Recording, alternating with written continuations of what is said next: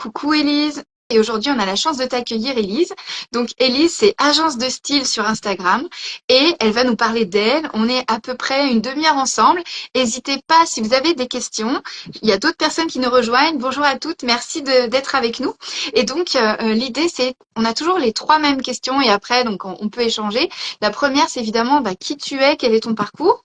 La deuxième question, c'est ton activité aujourd'hui par rapport à quand tu t'es lancé, si ça a évolué, et ensuite les outils avec lesquels tu travailles au quotidien. De quoi avoir des informations très concrètes parce que c'est quelque chose qui manque, je trouve, dans le conseil en image aujourd'hui. Il y a une espèce de manque de transparence sur la façon de faire et donc l'idée c'est vraiment d'inspirer les personnes avec des parcours inspirants. Donc merci à toi Élise d'être là avec nous et je te laisse te présenter. Merci Maïté, merci de m'accueillir. Moi donc je suis Élise, je suis la fondatrice de l'agence de style, je suis conseillère en image personnelle depuis 2019 et j'aide des femmes à faire passer leur tenue ennuyeuse en tenue stylée sans avoir besoin d'acheter plus puisque je suis assez persuadée qu'on a déjà beaucoup de choses dans sa garde-robe, dans son dressing et j'aime bien dire qu'on peut faire du shopping à 0 € dans son dressing puisqu'on a généralement tout ce qu'il faut et il suffit de savoir s'en servir, d'avoir les bons codes, les bonnes règles et savoir s'en affranchir aussi évidemment pour créer des tenues dans lesquelles on se sent bien habillé et aussi confortable. Donc voilà, moi au début j'avais une activité qui était plutôt en présentiel et maintenant c'est une activité qui est 100% en digital. Ok. Quand tu dis que tu étais 100% en distanciel, tu avais une agence, je crois. En présentiel, ouais, j'avais une agence. Alors, il faut savoir que moi, ça a quand même pas mal évolué depuis le début que j'ai eu mon agence. Au tout début, je recevais les clientes chez moi. J'avais une pièce qui était dédiée à mon activité. Donc ça, je l'ai fait pendant, je sais pas, 8 mois, peut-être quelque chose comme ça. Et puis, au bout d'un certain temps, j'ai eu une agence parce que j'ai pu participer à un concours qui était organisé par la ville. Moi, je suis à côté de Lorient, enfin, je suis à Lorient, et j'ai pu donc participer à un concours. Je l'ai remporté et c'était pour avoir un local tout frais payé par la ville pendant 1 an. Ça avait même été un petit peu repoussé parce que c'était à la période Covid. Donc, je l'ai eu pendant 1 an et demi qui permettait justement de redynamiser le centre-ville puisque mon activité, elle pouvait être complémentaire avec des salons de coiffure, des boutiques justement, des boutiques indépendantes, pouvoir faire des choses vraiment sur le bien-être féminin, etc. Donc j'ai remporté ça et donc j'ai pu avoir mon agence vraiment avec pignon sur rue. Donc il y avait des avantages comme des inconvénients et donc j'ai exercé comme ça pendant 1 an et demi en agence, ma propre agence. D'accord. Et alors, quand tu dis il y a des avantages et des inconvénients, est-ce que tu peux nous en parler? Ça peut Ouais. peut-être intéresser les personnes. Alors, des avantages comme des inconvénients. Donc, c'est-à-dire que le premier avantage que l'on se dit, c'est que tu gagnes en visibilité. Tu as pignon sur rue, donc forcément les gens te voient. Enfin, forcément. Ça veut pas dire parce qu'il y a des gens qui passent devant tout le temps puis qui vont jamais lever le nez et qui vont jamais te voir. Mais tu gagnes en visibilité, évidemment. Moi, j'ai eu pas mal d'articles dans la presse par rapport à l'ouverture de mon agence, donc forcément, ça a créé un certain engouement. Donc, dès le début, j'ai eu beaucoup de personnes qui sont venues voir ce que c'était, comment ça se passait. J'avais une séance de découverte qui était gratuite aussi, donc du coup, j'ai eu pas mal de monde par rapport à ça. Des avantages parce que forcément d'avoir un lieu physique professionnel et établi, ça donne confiance. Donc les clientes, elles avaient quand même plus confiance aussi, plutôt que de les inviter à venir chez toi ou te déplacer à domicile. Forcément ça. Et puis elle était énorme, mon agence, elle était très très belle. J'avais fait appel à une décoratrice d'intérieur pour faire ça, donc tout était parfait, quoi. Vraiment. Donc forcément ça engage plus.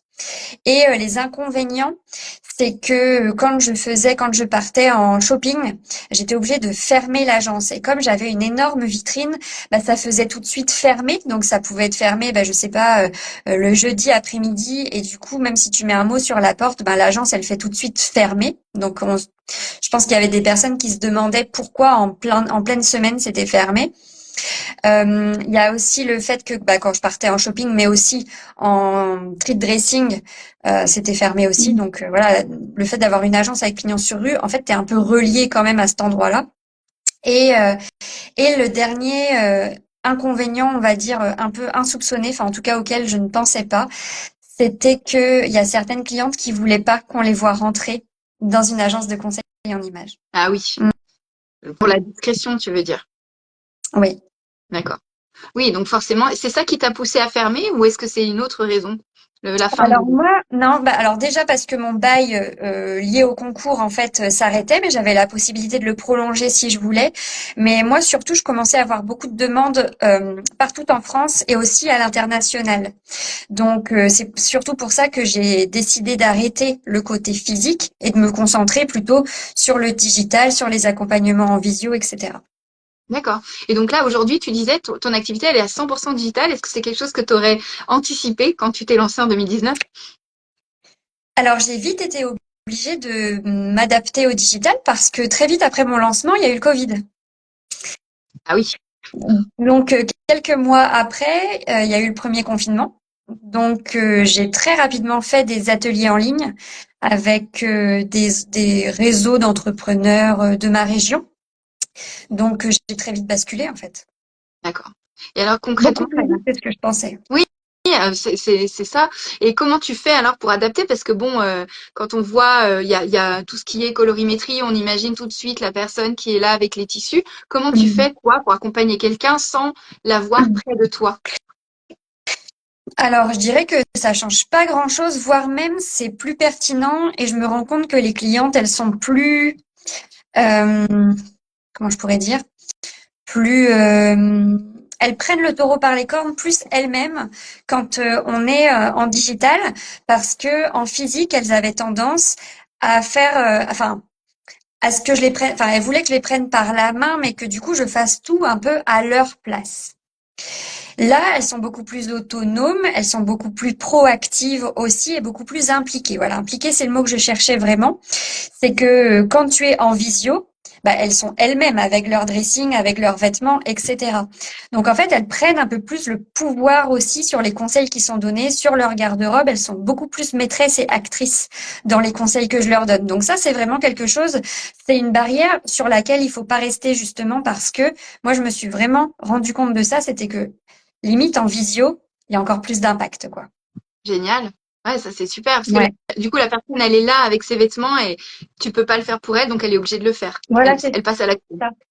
Moi, je suis là pour la guider, pour l'orienter évidemment, pour lui dire est-ce que tu n'aurais pas plus ci que ça, etc. Et en fait, son œil se fait davantage plutôt que si je choisis à sa place. D'accord. Ok, super. Et alors, du coup, est-ce que tu as adapté tes outils, ceux avec lesquels tu travaillais à la boutique? Est-ce que tu peux peut-être nous dire en présentiel, voilà comment je travaillais et maintenant, comment est-ce que je travaille? Oui, alors en présentiel, bah évidemment. Alors moi, j'avais au départ toutes les prestations classiques, typiques qu'on t'apprend à l'école. Enfin, moi, j'ai fait l'école supérieure de relooking de Paris, et donc c'est toutes les prestations qu'on t'apprend en fait, hein, comme dans beaucoup de formations de conseil en images classiques. Donc la colorimétrie, la morphologie, la recherche de style, les conseils coiffure, les cours d'auto-maquillage, etc., etc., avec accompagnement coiffure, personal shopping, treat dressing, enfin tous les trucs classiques en fait. Euh, En distanciel, donc pour la colorimétrie, c'est pas très compliqué parce que le drapage, alors la colorimétrie, il y a des pour, il y a des contre. Je suis convaincue que la colorimétrie, elle sert, en tout cas, savoir manier les couleurs et les couleurs qui te vont bien, ça te sert pour avoir un style abouti et dans lequel tu te sens bien et dans lequel tu es mise en valeur. Maintenant, tout ce draping avec les tissus qu'on passe sous le visage, etc. Pour moi, c'est un peu comme du folklore, entre guillemets, et ça peut servir à la cliente à effectivement voir la différence entre deux tonalités, deux nuances, etc. Mais moi, j'ai l'œil, évidemment, je l'ai très vite, euh, comment, je l'ai très vite entraîné mon œil en fait à reconnaître quand je vois quelqu'un, euh, que ce soit dans la rue, en ligne, à la télé, n'importe où, en fait, je peux dire la colorimétrie de la personne. J'ai pas besoin de lui passer des tissus sous le visage pour découvrir sa colorimétrie. Moi, quand je vois quelqu'un, je vois la colorimétrie de la personne et après, éventuellement, avec les passages de drapage, bah oui, ça lui montre à elle sa colorimétrie, ça lui permet de mieux voir certaines choses. Quand tu changes entre le noir et le blanc, bah forcément, tu vois bien qu'il y a certaines choses qui se passent sur le visage. Mais donc moi j'ai comme un parcours en fait hein, que je livre d'ailleurs dans un guide gratuit que j'ai mis en ligne dans l'espace membre de mes clientes. C'est un guide sur lequel voilà elles ont juste à suivre le déroulé pour trouver leur colorimétrie. Et à partir de là, bah, je leur montrais leurs nuanciers, je leur donnais des nuanciers papier, mais là actuellement, bah, je leur donne un nuancier numérique et ça se passe très bien de cette façon-là. Et après, pour tout le reste, bah, c'est une méthode que j'ai développée moi-même au niveau de la morphologie. Pareil pour la morphologie, je ne me suis mais alors jamais servi du mètre ruban et je me bats un petit peu contre ça. À mon sens, la silhouette et la morphologie, ce n'est absolument pas en lien avec une notion de centimètre. C'est plus des proportions, un équilibre du corps entre le haut du corps, le bas du corps, mais absolument pas un rapport au centimètre, ni au poids, comme on pourrait le croire, ni à la taille, 36, 44, etc. C'est vrai, je suis vraiment éloignée de tous ces trucs-là. Ok. Et donc ça, c'est donc tu as une méthodologie que tu as développée par rapport à ton expérience. Est-ce que ça t'a pris du temps pour te rendre compte de ça et de la mettre au point, ou c'est quelque chose qui a été assez rapide quand tu étais en formation? Non, non, non. En formation, à mon sens, on t'apprend vraiment à faire le truc classique, quoi. En fait, les prestations, soit des prestations à la carte, soit des prestations dans un package, mais c'est toujours les mêmes et c'est toujours le même format qui revient. Moi, je l'ai vraiment développé avec déjà ce que j'avais envie de proposer, de quelle façon j'avais envie d'aborder le conseil en image, parce qu'il y a plein de façons de l'aborder. Il y a des nanas qui vont être spécialistes de la colorimétrie, il y en a d'autres qui vont être spécialistes du style, il y en a d'autres qui vont être spécialistes grande taille, il y en a d'autres qui vont être spécialistes, je sais pas, pour les business women.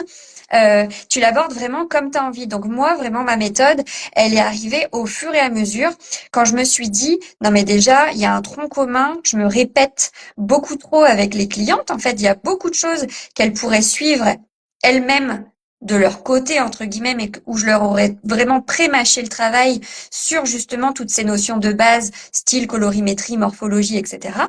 Et après, on va plus loin ensemble. Mais de répéter toujours la même chose, je trouve que c'est pas très pertinent dans notre activité. Mhm. D'accord. C'est pour ça que du coup, tu es passé à la formation en ligne. Aujourd'hui, comment tu travailles?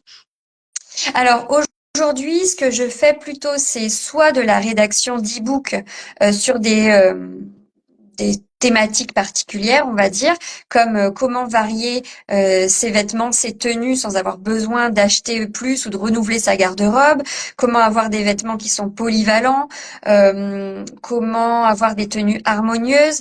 J'ai un e-book qui va se préparer sans trop en dire pour justement avoir les méthodes pour associer un haut et un bas, parce que ça, je vois que c'est quelque chose qui revient très très souvent.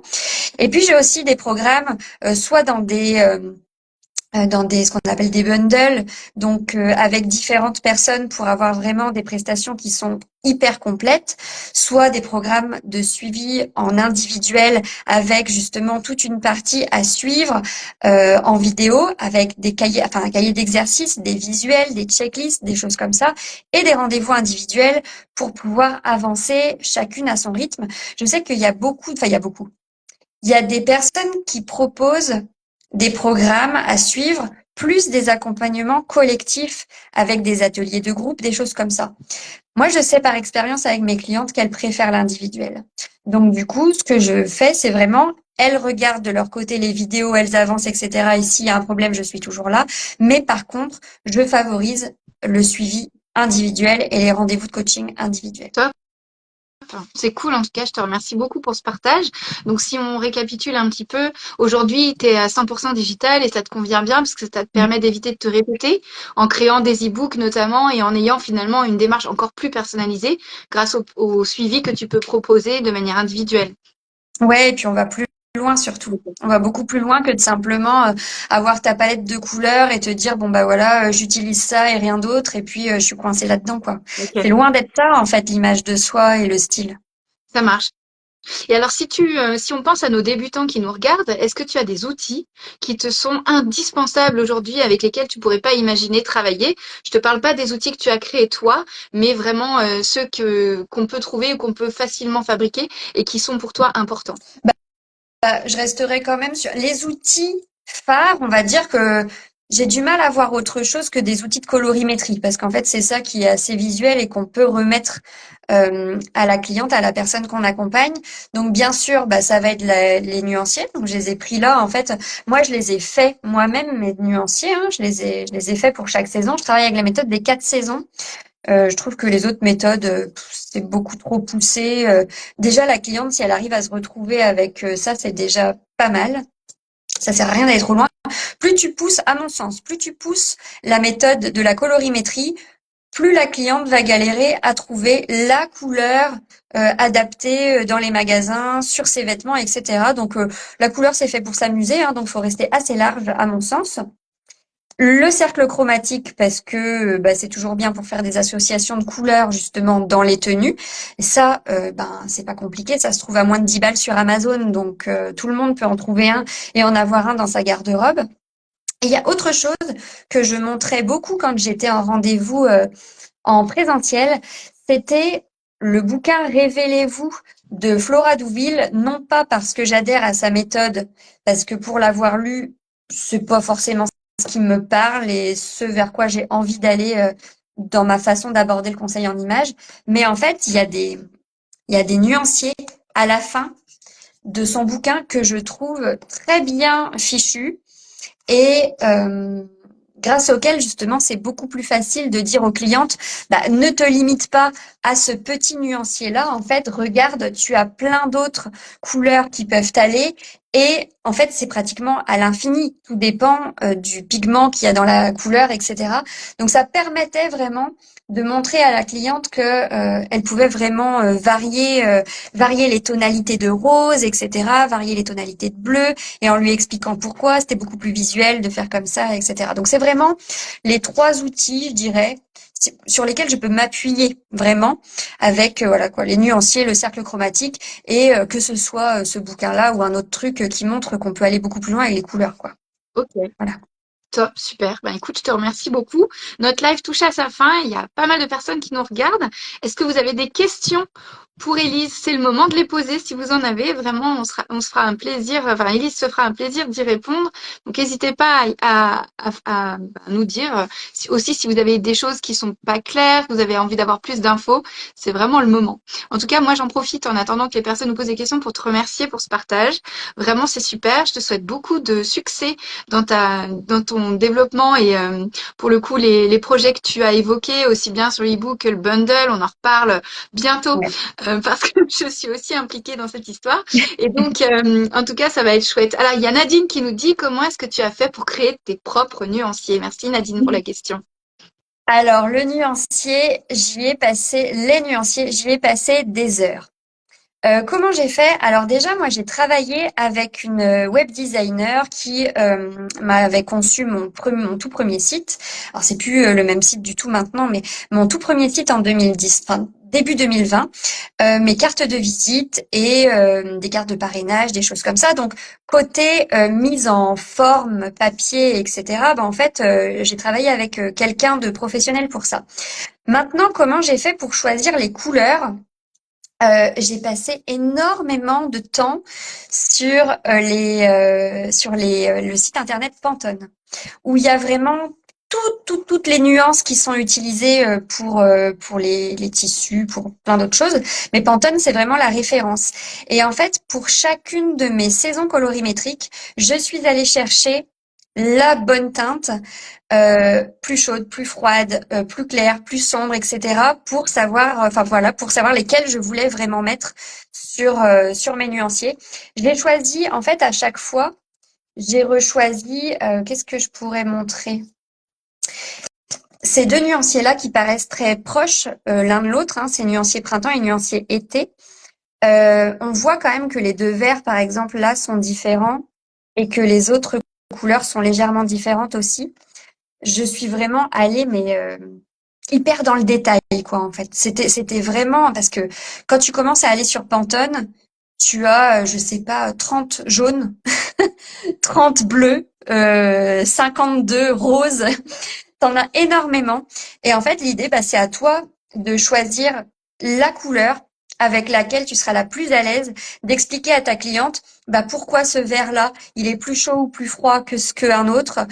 Pourquoi j'ai mis ce bleu-là? Bah parce que tu vois plus de pigments jaunes dedans que de pigments froids, etc.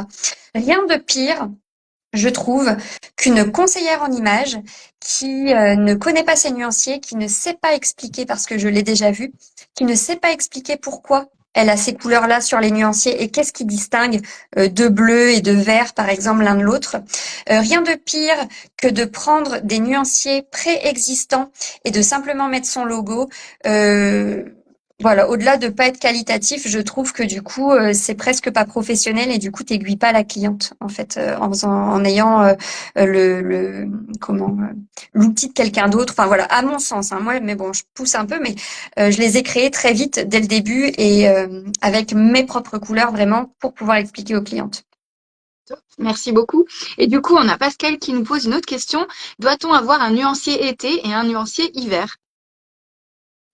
Alors, je vois pas bien la différence, un nuancier été et un nuancier hiver.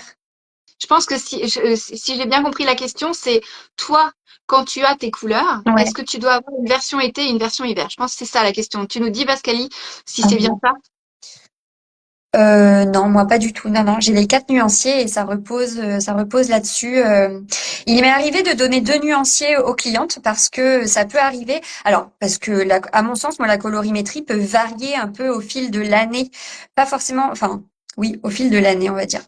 Euh, Parce que ça peut arriver qu'une cliente en hiver soit très pâle et donc va plutôt taper dans un petit nuancier été, on va dire, du coup. Et à la belle saison, elle va bronzer finalement. Elle peut, voilà, osciller quand même pas mal. Il y a des personnes qui pâlissent vachement et qui bronzent hyper facilement, contrairement à toute attente. Sauf que tu lui mets les couleurs de la palette printemps en plein hiver, ça lui va pas du tout, quoi. Alors que tu lui mets ces couleurs-là, les couleurs été en plein hiver, quand elle est très pâle, ça lui va vachement bien.